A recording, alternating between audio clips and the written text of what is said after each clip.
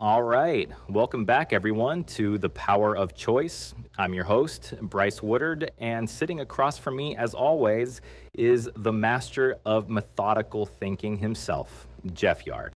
The master of methodical thinking. I'll wear that badge with honor. Thanks for having me, Bryce. Always a pleasure. So today we are diving into a topic that I feel like I live inside of this debate every single day. We're calling it the paradox of progress. And it's really about this fundamental tension, this tug of war between consistency and curiosity.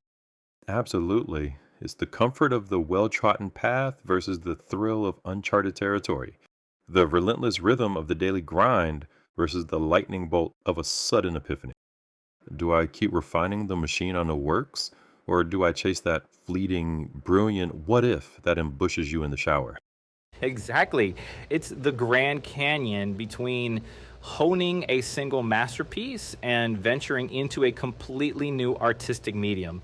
Both are vital for growth, yet they feel like they're in a constant tug of war. The more you pour into one, the more you starve the other. That's the heart of the paradox, isn't it? Routine builds the launch pad, but curiosity is the rocket. You need both to actually reach for the stars. A whole new building. I like that. So let's start there. Let's make the case for the foundation, the power of routine. I mean, every self help book, every productivity guru, they all preach the gospel of consistency. Small habits compounded over time. Of course, and they're not wrong. You don't get in shape by going to the gym for 9 hours once a month. You get in shape by going for 30 minutes, 3 or 4 times a week, every week. It's the repetition. Right. It's the atomic habits principle 1% better every day. It doesn't feel like much in the moment, but over a year, over 5 years, the results are astronomical. That's how you build mastery in anything. You show up.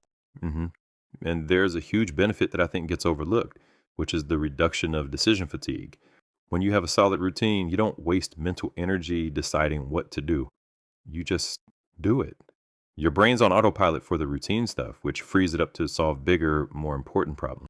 That's a great point. Yeah, you're not waking up and thinking, should I work out today? What should I eat for breakfast? What's the first task I should work on? If it's Tuesday, you know. Tuesday is leg day, you have oatmeal, and you start by answering emails. Boom, done. Exactly. You're conserving that willpower, that executive function for the things that actually require it, the things that, ironically, require curiosity and creative things. So, consistency forges the rails that the train of progress runs on, making the forward journey almost inevitable. It does. But, and here's the big but, what if that track is heading in the wrong direction? Ah, there it is, the dark side of routine. Exactly. It might not even be the wrong destination, just a far less inspiring journey. You can get so laser focused on laying those rails, sleeper by sleeper, that you completely miss the breathtaking vista just over the ridge. You end up in a gilded cage of your own efficient design. That is a fantastic metaphor. And that's where the other side of the coin comes in. That's the spark of innovation. It's curiosity. It's the act of lifting your head up from the tracks and saying, huh, I wonder what's over there. Right? And it's essential because no great breakthrough in history, whether in science, art, or business, ever came from someone just doing the same thing over and over again, only slightly better. hmm Breakthroughs come from connecting two seemingly unrelated ideas. They come from a mistake, an accident, a random question. They come from curiosity. It's the catalyst for all genuine innovation. Okay, but let me play devil's advocate here for a second. What about shiny object syndrome? You see so many people, especially entrepreneurs, who are crippled by curiosity. They have a million ideas, they start a new project every week, and they never, ever finish anything because there's always a more exciting idea just around the corner. That's a totally valid point. And I think it's about the distinction between distraction and exploration. Unfettered curiosity without any discipline? Yeah, that's just a recipe for chaos. You'll just be a dilettante, dabbling in everything and mastering nothing. Right. A dilettante. But intentional curiosity, or structured curiosity, let's call it, that's different. It's about building time into your routine to explore. It's about saying, okay, I'm going to spend 90% of my time on my core focus, on my consistent habits. But for 10% of my time, I'm going to read a book on a totally random subject, or learn a new software, or talk to someone in a completely different field. So it's not about abandoning the track. It's about building in scheduled scouting expedition. Percy, you're not leaving the main path. You're just sending out scouts to see if there's a better one. And most of the time, they'll come back and say, nope, stick with the plan. But every once in a while, they'll come back and say, you will not believe what I just found. And that's the breakthrough. That's the breakthrough. And it's also the antidote to burnout. A routine devoid of novelty becomes a prison. It's where passion goes to die. Curiosity is the spark that keeps the engine of passion running. It's the joy in the journey. Which brings us to the heart of the labyrinth, the $1,000,000 question. How do we find that elusive sweet spot? Because we've praised discipline and we've praised exploration, but in the real world, on a busy Tuesday morning, they feel like they're at war with each other. Totally. I mean, the easy answer is something like an 80-20 rule. 80% of your time on execution, on consistency, and 20% on exploration and curiosity. And for a lot of people, that's a pretty good starting point. Like a 20% time policy that Google was famous for. Exactly. But I think it might be more fluid than that. I think it might be seasonal. There are seasons for your career or your life where you need to be 99% consistency. You found a vein of gold and you just need to mine it. Head down, do the work, don't get distracted.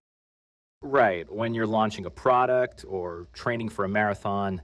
hmm But then there are other seasons where you need to be 50% curiosity or even more. Maybe your project just ended or you're feeling stuck and uninspired. That's a season for exploration. You need to go out into the wilderness and just wander for a bit. See what you find. The challenge there is giving yourself permission to do that. Because when you're in that curious wandering phase, it can feel like you're not being productive. You feel guilty for breaking your routine. Oh, the guilt is huge, but you have to reframe it. You're not being unproductive, you're creative kindling. You're filling the well. You can't create new things from an empty well. Curiosity is the act of refilling it. It is productive, just in a different, less linear way. I like that. Gathering raw material. So it really comes down to self awareness, knowing what season you're in, recognizing when the routine is serving you and when it's starting to stifle you. That's the core of it. It's a constant recalibration. There is no static, perfect balance that works forever. It's a dance. You lead with consistency for a while, then you let curiosity dip and spin, back and forth. Now, I know you have a very specific, very Jeff Yard method for managing this in your own life. It involves lists. Tell us about that. Ah, yes, my lists. It sounds, well, it sounds kind of rigid, but it's actually the opposite. It's the structure that creates freedom. Okay, I'm intrigued. Go on. So, about once a month, I sit down and I make two very simple lists. Each list has 5 items. The first list is titled 5 Things to Keep Doing. Okay. These are habits or actions from the past month that have yielded good results. It could be wake up at 6 a.m., spend 20 minutes reading before bed, reach out to one old contact per day, whatever is clearly working. This list is about identifying and reinforcing successful consistency. So you're consciously doubling down on your good habits. Exactly. The second list, this is the important one, is titled Five Mistakes to Avoid. Ooh. Okay. These are the anti habits, the things I did in the last month that led to bad outcomes. Things like don't check email first thing in the morning, don't eat a heavy lunch, don't agree to meetings without a clear agenda. So it's not a to do list, it's a what not to do list. Precisely. And here's the key: I write these two lists down, I read them over a few times, and then I pretty much put them away. The goal isn't to consciously refer to them every day. The goal is to program my subconscious. Good. Explain that. Well, most of our daily actions are run by our subconscious. They're routines we don't think about. By taking the time to consciously identify what's working and what's not, you're giving your subconscious clear instructions. You're saying, hey, brain, automate these five things and put up a red flag whenever we're about to do these five things. So the lists are basically a software update for your personal operating system. That's a great way to put it. It's a patch. And by doing this, I'm essentially outsourcing my consistency to my subconscious. I'm building a better autopilot. And how does this connect back to curiosity? It sounds like you're building an even more rigid routine. Because it frees up all my conscious mental energy. Since my autopilot is handling the day to day optimization, my conscious mind isn't bogged down with basic decisions. It's free to be curious. It has the bandwidth to ask, what if? It can go on those scouting expeditions we talked about because it trusts the main camp is running itself efficiently. That's a really compelling way to put it, Jeff. I think a lot of people, myself included, struggle with that mental overhead. We want to be more creative, more curious, but the daily grind, the sheer volume of decisions just depletes us. It feels almost impossible to carve out that space for genuine exploration. You hit the nail on the head, Bryce. It's a very human tendency. Our brains are wired for efficiency, right? Routine is comforting, it's predictable, and novelty, while exciting, also introduces risk, uncertainty. There's a psychological safety in knowing what's next, even if what's next isn't optimal. It's a primal thing, really. The unknown can be perceived as a threat, even if it holds immense potential. Wow. Okay. That that actually makes a lot of sense. The routine isn't the enemy of curiosity. A well-designed routine is the platform that launches curiosity. That's my whole philosophy. You automate the foundation so you can be creative at the edges. You use consistency to build the engine, which then powers your exploration. It makes me think about um even in huge corporations, like the ones that thrive often have these rigid operational procedures, right? But then they also have dedicated R&D departments or like innovation labs. It's like they inherently understand this paradox. The consistency keeps the lights on and the curiosity finds the next big thing. Yeah, that's a perfect analogy, Price. It's not just about the big R&D departments either. Even at a micro level, successful teams often dedicate a small percentage of their weekly meetings to blue sky thinking or what if scenarios. They understand that while the daily stand ups and project management keep things moving, you need those moments to step back and ask, is this still the best way? What are we missing? It's a deliberate act of challenging the status quo, even if the status quo is currently working. Yeah, I think that's where a lot of people get stuck, right? They see these big corporate examples. But how do we as individuals translate that into our daily lives? Like, how do you schedule in that blue sky thinking when your calendar is already packed with red alert tasks? That's a critical question, Price. and it comes back to being intentional. You can't just hope curiosity strikes. You need to create the conditions for it. Think about scheduling curiosity blocks in your calendar. Maybe it's an hour a week dedicated to exploring a new topic, reading a research paper outside your field, or just brainstorming without judgment. It's a deliberate pause from the routine, a scheduled moment for wandering. Yeah, I think that intentionality is key, right? It's not just about, ooh, I hope something interesting comes my way. It's actively seeking it out. It reminds me of how artists often talk about creative blocks. Sometimes you just have to show up at the studio every day, even if you don't feel inspired. That's the consistency. But then to break the block, you might need to go to a museum or travel or just observe people. That's the curiosity fueling the next breakthrough. Yeah, that's a great connection to the artistic process, Price. It's like consistency is showing up, right? Just being there. But curiosity is opening your eyes to the world, taking in those new inputs. You can't just keep drawing from the same well, you have to replenish it. And sometimes that replenishment looks like doing nothing, but it's actually deep work in disguise. It's observing, connecting, synthesizing. That's where the truly novel ideas come from. Speaking of exploration and gathering raw materials, it also implies a certain level of, I don't know, risk, right? Like sometimes curiosity leads you down a rabbit hole that turns out to be a dead end, or you spend time exploring something that ultimately doesn't yield immediate, tangible results. How do you reconcile that with the need for efficiency and progress that consistency promises? That's that's a really important distinction, Bryce. And I think it comes down to how we define failure in the context of curiosity. If you go on a scouting expedition and find nothing, was that a failure or was it information? You now know that path isn't fruitful, which is valuable. It allows you to redirect your energy. The true failure isn't exploring and finding a dead end. The true failure is not exploring at all because you're afraid of finding one.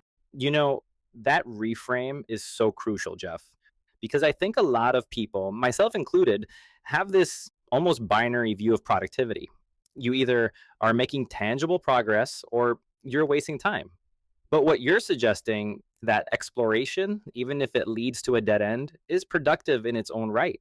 It's it's like viewing the unknown not as an empty space, but as a field of potential data points. Precisely, Price. It's a shift from a scarcity mindset where time spent not directly producing is seen as wasted to an abundance mindset. You're investing in your cognitive landscape, essentially. Think of it like a scientist running experiments. Many experiments yield no definitive results or even disprove a hypothesis. But that's not a failure, it's progress. It narrows the field, it tells you where not to look, which is incredibly valuable for finding where to look next. Yeah, I mean, that's such a powerful reframe, Jeff. It takes the pressure off. Like, if you're experimenting in the kitchen and a dish doesn't turn out, it's not a failure, right? It's just feedback, information on what not to do next or what ingredients don't quite mesh. And I think that applies to so many areas. If you try a new workout routine and it doesn't work, it's not wasted effort. It's data. You're iterating on your life, essentially. Yeah, that's exactly it. It's not about a single success or failure. It's about the continuous process of optimization. Like a chef, as you said, they don't just magically create a perfect dish. They iterate. They try different spices, different cooking times, different presentation. Each failure is just a data point, guiding them closer to mastery. And it's the same in business, in personal growth, in relationships. You experiment, you get feedback, you adjust.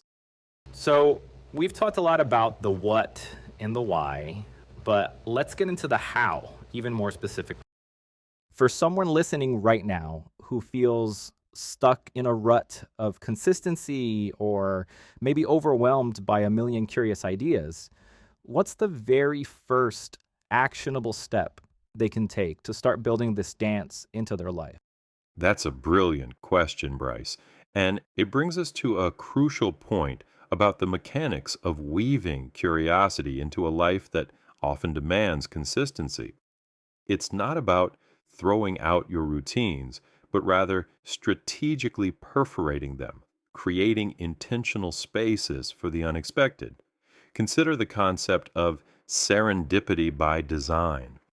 You can't force a breakthrough idea, but you can increase your exposure to novel stimuli. For instance, if your routine involves reading industry news every morning, intentionally dedicate 1 day a week to reading something entirely outside your field, a philosophical text, a historical account, even a fiction novel. Your brain, with its incredible associative power, will subtly start connecting these seemingly disparate dots in ways you might not consciously anticipate. Another practical how involves changing your physical environment. If you always work in the same office, try a coffee shop for an hour or take a walk in a different neighborhood during your lunch break. Our environment deeply influences our thought patterns. A change of scenery can disrupt entrenched mental pathways, opening up new perspectives. Then there's the who. We naturally gravitate towards people who share our interests. But what if, once a month, you made an effort to have a conversation with someone from a radically different background or profession? A designer talking to an engineer, a musician talking to a scientist, a baker talking to a stockbroker. These cross pollinations of ideas are incredibly fertile ground for curiosity. It's like shaking up a soda bottle. The fizz of new ideas often comes from the collision of different elements. And don't underestimate the power of the beginner's mind. When you approach a new topic or skill with the humility and open mindedness of a novice, you allow yourself to ask fundamental questions that an expert might deem too basic. This is often where true innovation lies, challenging the assumptions that everyone else takes for granted. Think about a child learning a new language. They're not afraid to make mistakes, and they soak up information with an unbridled enthusiasm that adults often lose. Cultivating that beginner's mind is a powerful tool for activating curiosity. And finally, there's the psychological aspect of letting go of immediate results. Curiosity isn't always about finding a direct solution to a current problem. Sometimes it's about building a broader mental library, creating a richer internal landscape. You might explore a topic today that seems irrelevant, only for it to become the missing piece of a puzzle 5 years down the line. It requires a certain faith in the long game of knowledge acquisition, a trust that all inputs, even those without immediate utility, contribute to a more robust, adaptable, and ultimately more innovative self. So, to really build this dance into your life, you need to create the space, seek diverse inputs, embrace the beginner's mindset, and trust the process of long term cognitive enrichment. Whew. Okay, that's actually a perfect way to transition, Bryce, because we've laid out the philosophy, and now it's about the practice. For someone feeling stuck, whether it's too much routine or too much aimless wandering, I think the first step is always self-assessment. Take a moment, maybe once a week, and consciously ask yourself, am I currently feeling energized and challenged by my work and life? Or am I feeling drained and stagnant? That's your signal. Then, for actionable steps, I'd offer two main strategies. First, for those stuck in pure consistency, introduce what I call micro curiosities. These are tiny, low stakes explorations. It can be something as simple as taking a different route to work, or listening to a podcast on a subject you know nothing about, or even just trying a new coffee shop. The goal isn't to find a breakthrough, it's about awakening that curious muscle. It's about deliberately introducing small, novel inputs into your predictable environment. It breaks the autopilot without derailing the train. It's like dipping your toe in the water. Second, for those overwhelmed by shiny object syndrome, it's about creating structured boundaries for your curiosity. This goes back to the 80-20 rule, but with intention. Dedicate a specific, limited amount of time each week, say 2 hours on a Friday afternoon, to pure, unadulterated exploration. Outside of that window, you are fiercely consistent. During that window, you are fiercely curious. No guilt, no distractions, just focused wandering. It gives your mind permission to explore, knowing there's a safe, consistent harbor to return to. And remember, it's a dance. Some weeks, your micro curiosities might lead to nothing. Other weeks, that dedicated exploration time might uncover something truly transformative. The key is to keep dancing, keep experimenting, and keep adjusting the rhythm as needed. It's not about being perfectly balanced every day, but about having the awareness and the tools to shift when you need to. Absolutely, Jeff. I think what you've really articulated is that this isn't a battle between consistency and curiosity, but a delicate ongoing dance. And the beauty of it is that we have agency in choreographing that dance. It's about setting up guardrails of routine so that our curiosity has a safe space to roam, to play, and to discover.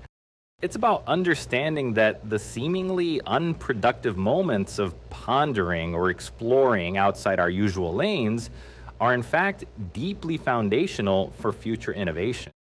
And for anyone listening who feels overwhelmed, remember that it starts small. It could be dedicating 5 minutes to a random Wikipedia article, or taking a different route to the grocery store, or just asking why one extra time today. These micro shifts gradually rewire our brains, making us more adaptable, more resilient, and ultimately more capable of navigating a world that demands both steadfastness and a willingness to embrace the unknown. It's about cultivating a mindset where every experience, every outcome, even the perceived failures or dead ends, is just another data point, another piece of information to help us refine our dance. It's an exciting prospect, really, to view life itself as a continuous dynamic experiment and to consciously lean into both the comfort of the familiar and the thrill of the new. That is a fantastic, actionable takeaway, Jeff. I mean, truly, this conversation has been incredibly insightful. Delving into not just the philosophy, but also the very practical mechanics of how we navigate this essential dance between consistency and curiosity. I might have to steal that list idea you shared, and those curiosity blocks are definitely going into my calendar. I feel like we could honestly talk about this for another hour, exploring the nuances, perhaps even how this balance shifts at different life stages or when facing major transitions. But alas, we are definitely coming up on time. So, for our listeners, as we try to wrap this up today, what's the core message, the single most important takeaway you want people to leave with today? For me, the key is realizing this isn't an either or battle. It's not consistency versus curiosity, it's a powerful alliance. They're two sides of the same coin of progress. One is the engine, providing the raw power, and the other is the rudder, providing the direction. The momentum and the steering. Love it. Yeah, and I'd add that you need to be intentional about both. Don't just fall into a routine, design one that serves you. And don't just get distracted by shiny objects, schedule time for intentional exploration. Mm-hmm.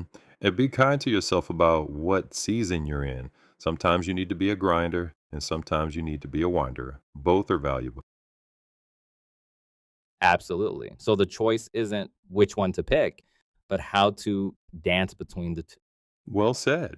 All right, that's our show for today. A huge thank you to Jess for his insights, especially on his list making system. My pleasure. Always a great conversation.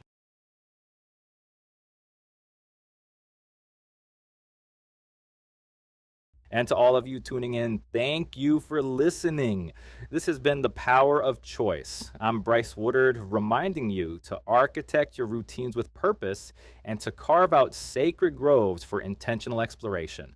Always remember, the balance between consistency and curiosity is a dynamic dance, not a rigid battle. Keep learning, keep growing, and never stop asking that powerful question, what if? We'll see you next time, ready to choreograph your own unique path to progress.